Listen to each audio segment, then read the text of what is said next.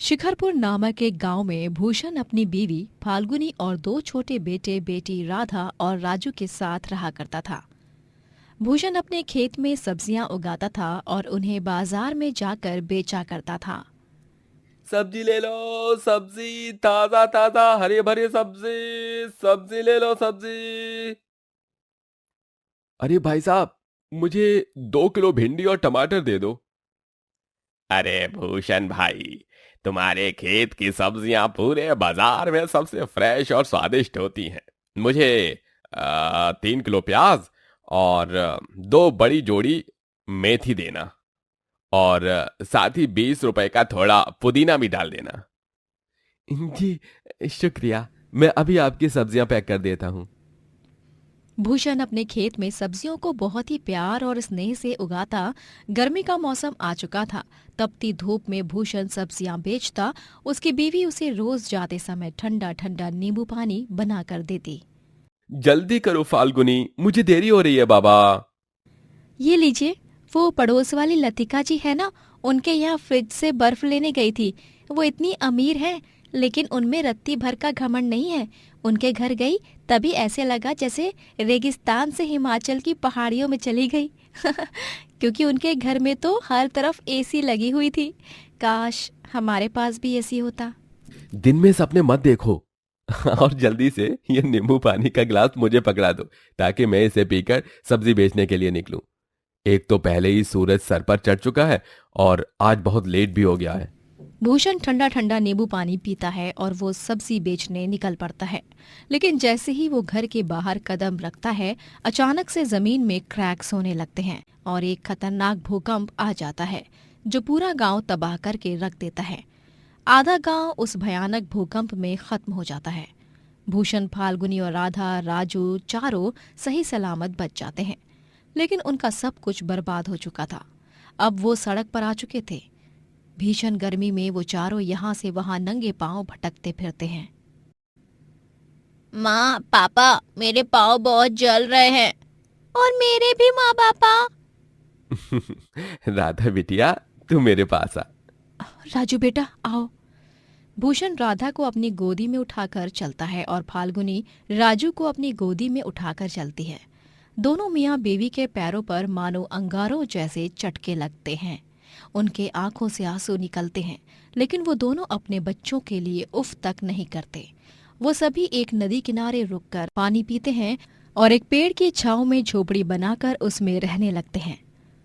एक झटके में सब कुछ खत्म हो गया। मेरी खेती, मेरा घर, सब कुछ। अब हम कैसे जिएंगे इस जान लेने वाली भयंकर गर्मी में, हमारे बच्चे। जी, आप इस तरह हिम्मत हारेंगे तो कैसे चलेगा भला। हम दोनों अपने बच्चों के लिए मेहनत करेंगे, उन्हें किसी भी चीज की कमी नहीं होने देंगे। फाल्गुनी और भूषण दोनों ही एक अमीर आदमी के यहाँ नौकरों वाला काम ढूंढ लेते हैं और वहीं पर काम करने लगते हैं। उस अमीर आदमी का नाम धनराज होता है और वो अपनी बीवी सागरिका और छोटी बेटी टीना के साथ रहता था। उनके घर में हर एक कमरे में एसी लगा हुआ था। एक दिन जब राजू और राधा दोनों ही अपने माँ पापा संग काम पर आते हैं, तभी वो टीना के कमरे में बाहर चुपके से देखते हैं। टीना, ये लो बेटा, आइसक्रीम, कपकेक और कोल्ड ड्रिंक्स। आराम से बैठकर पियो और अपना फेवरेट कार्टून देखो। इसके बाद स्टडी करना है आपको, ओके बेटा? हाँ मम्मा, मैं एक बार में समझ जाती हूँ। आप बार बार मत बोला करो। मुझे एक ही चीज, मैं कोई दूध पीती बच्ची नहीं हूँ। ठीक है बाबा, जरा कुछ बोलो नहीं कि बस हिटलर बन जाती है। अच्छा, मैं एसी ऑन करके जा रही हूँ। जब ज्यादा ठंडा लगे तब एसी ऑफ कर देना, ओके? ओके। सागरिका टीना के कमरे के एसी ऑन करके चली जाती है और उस कमरे से ठंडी ठंडी हवा बाहर भी आ रही थी, जिसका आनंद राधा और राजू चुपके से उठा रहे थे।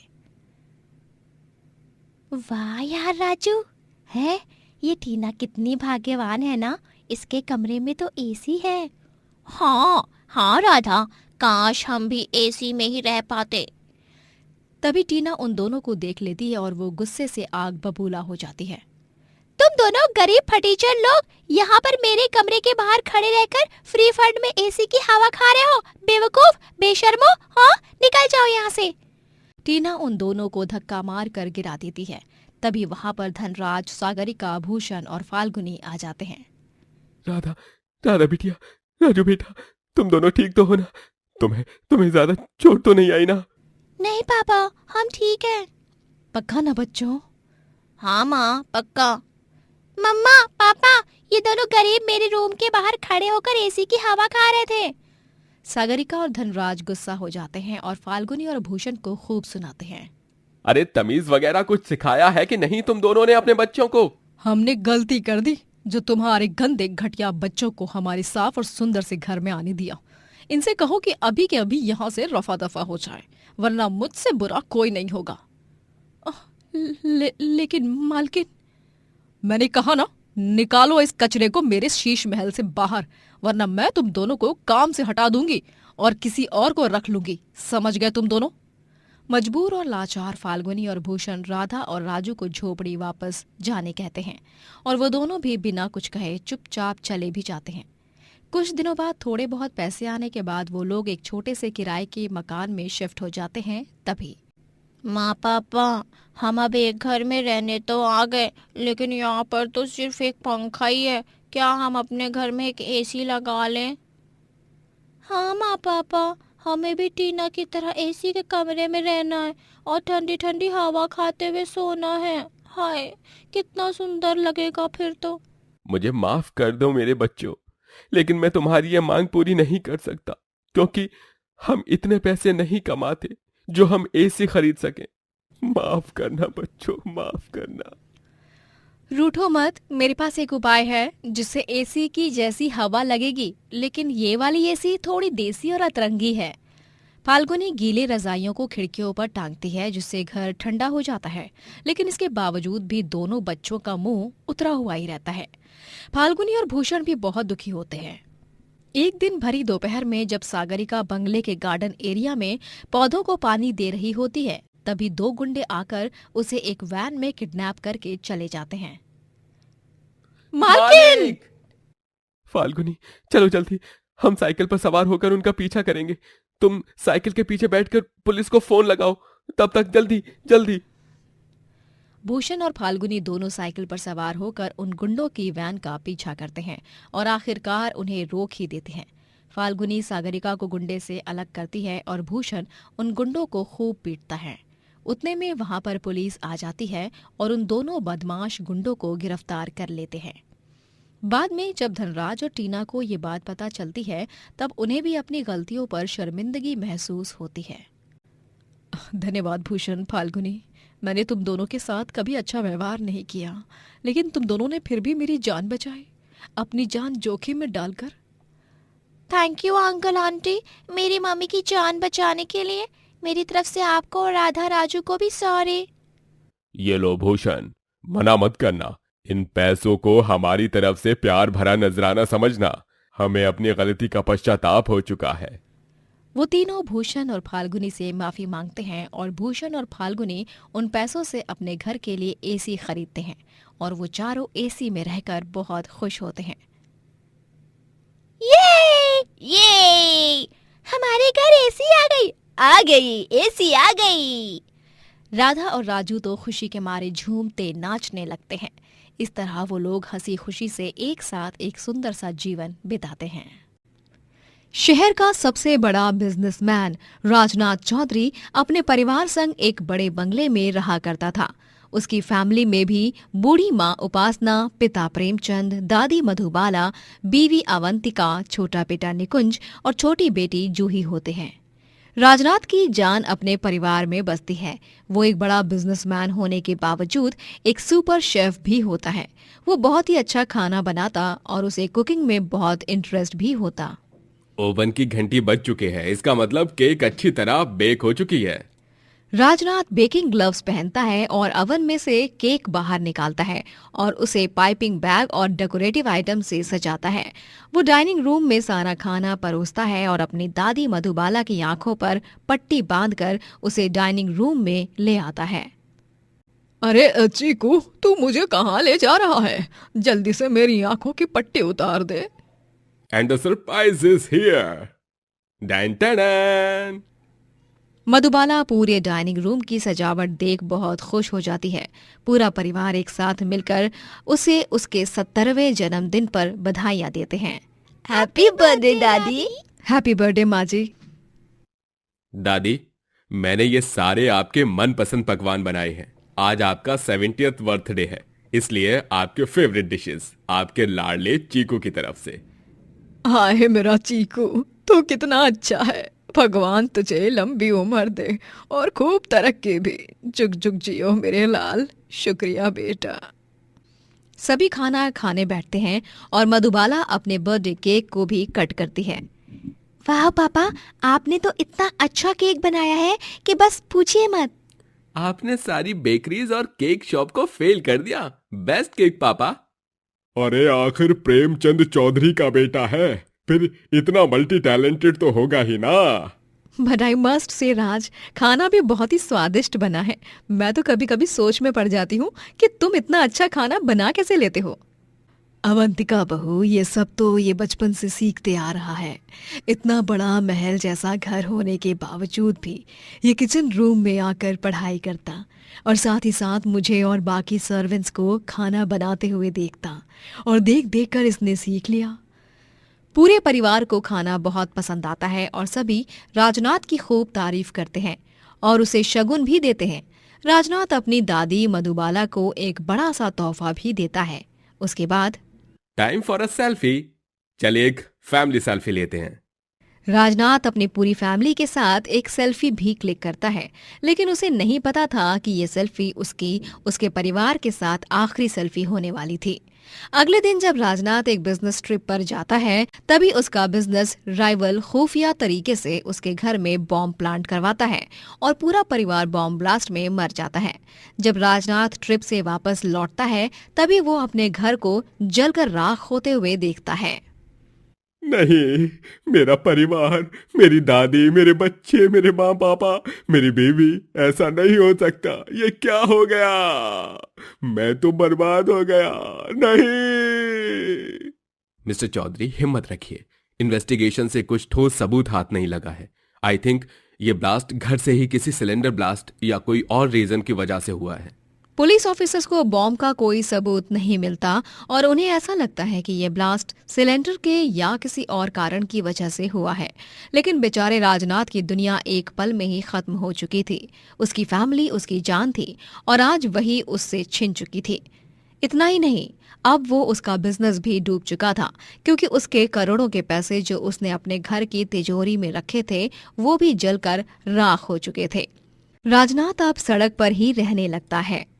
इतना ही नहीं, वो घास और फूस से एक छोटी सी झोपड़ी तैयार करता है और उसी में रहने लगता है। अब मुझे चीकू कहकर कौन पुकारेगा दादी? अब मुझे पापा कौन कहेगा?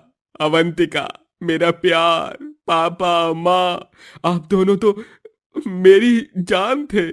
एक पल में मर गया मैं भी। आप सबकी बहुत याद आ रही है, बहुत याद आ रही है।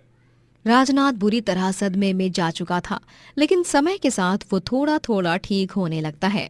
अपना जीवन यापन करने के लिए वो गांव में नौकरी ढूंढने लगता है। अखबारों में ये न्यूज़ छपने लगती है कि कैसे इतना बड़ा बिजनेसमैन इतना गरीब बन चुका है। अरे ये देखो कौन मेरे पास नौकरी मांगने आया है? इतना बड़ा बिजनेसमैन राजनाथ चौधरी। लेकिन अफसोस, अब ये अमीर नहीं रहा। इसकी हालत तो बद से बदतर हो चुकी है। अब तो ये हमसे भी ज्यादा गरीब हो चुका है बेचारा। राजनाथ जहां कहीं भी जाता सभी उसे ताने कसते और उसे बुरा भला बोलते हैं। उसे बहुत बुरा लगता है, लेकिन वो इस हालत में था कि वो किसी को कुछ भी नहीं बोल पाता। राजनाथ पूरे एक हफ्ते तक गांव में जगह जगह पर जाकर नौकरी ढूंढता है, लेकिन लोग इतने बुरे होते हैं कि वो उसे जानबूझकर नौकरी नहीं देते। हर तरफ से ठोकर खाने से राजनाथ बहुत टूट जाता है और वो एक ब्रिज पर अपनी जान देने जाता है। अरे मुझे नहीं जीना। मैं यहाँ इस दुनिया में अकेले नहीं रह सकता। मुझे भी मेरे परिवार के पास जाना है। राजनाथ अपनी जान देने जा ही रहा होता है कि तभी उसे एक बूढ़ा आदमी रोक लेता है। वो और कोई नहीं, उसके पड़ोसी देवेंद्र चाचा होते हैं। अरे राजू, राजू, ऐसा मत कर बेटा, उतर जा नीचे। अगर तू ऐसा कदम उठाएगा तो तेरे परिवार वालों की आत्मा को शांति नहीं मिलेगी। तू ऐसा मत कर बेटा, जिंदगी भगवान का तोहफा है। तेरी पूरी फैमिली तुझे जीवन में सफल होते हुए देखना चाहती है। तुझे तेरे परिवार का वास्ता, तू अपनी जान नहीं देगा बेटा। राजनाथ भावुक हो जाता है और देवेंद्र चाचा के गले लगकर फूट फूट कर रोता है। देवेंद्र चाचा उसे अपने घर पर आसरा देते हैं और अब राजनाथ अपना एक ढाबा खोलने का तय करता है। एक ढाबा? जी हाँ देवेंद्र चाचा, एक ढाबा। मैं अपनी फैमिली की याद में एक ढाबा खोलूंगा जिसका नाम चौधरी फैमिली ढाबा होगा, और वहां पर सभी फैमिलीज को मैं प्यार से खाना खिलाऊंगा और उन सभी के साथ अच्छा वक्त गुजारूंगा। बहुत अच्छा सुझाव है बेटा। भगवान तुझे हमेशा खुश रखे बच्चे। राजनाथ ढाबा खोलता है और उसका नाम चौधरी फैमिली ढाबा होता है, जहां पर फैमिलीज खाना खाने आती हैं और राजनाथ सभी फैमिली मेंबर्स के गले में वरमाला पहनाता है और उनकी आरती उतारकर उनका अपने ढाबे में स्वागत करता है। अरे सच में इस फैमिली ढाबे की बात ही कुछ और है। राजनाथ भाई साहब, अब भले ही आपने अपनी फैमिली खोई है, लेकिन इस ढाबे के जरिए आप हर रोज कई सारी फैमिलीज का हिस्सा बन जाओगे और सभी को अपने हाथ के बने स्वादिष्ट खाने से खुश करोगे भाई।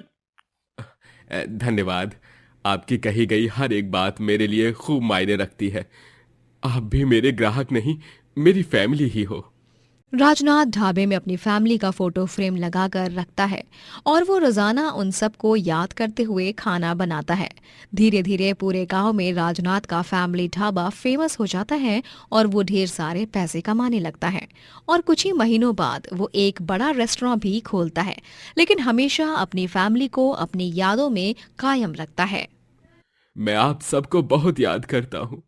आप लोगों के बिना इस दुनिया में जीना नहीं है। हर एक दिन, हर एक मिनट, हर एक सेकंड मेरे लिए मुश्किल से भी कई गुना ज्यादा मुश्किल है, लेकिन मैं हिम्मत नहीं हारूंगा। मैं जानता हूं दादी, जूही, निकुंज, माँ, पापा, अवंतिका, आप सब मेरे साथ ही हो हमेशा। I love you my family, miss you so much. Rajnath फिर से जीवन में भरपूर तरक्की करता है और इंडिया की सबसे ज्यादा रेस्टोरेंट चेन ओपन करने वाला पहला आदमी बन जाता है।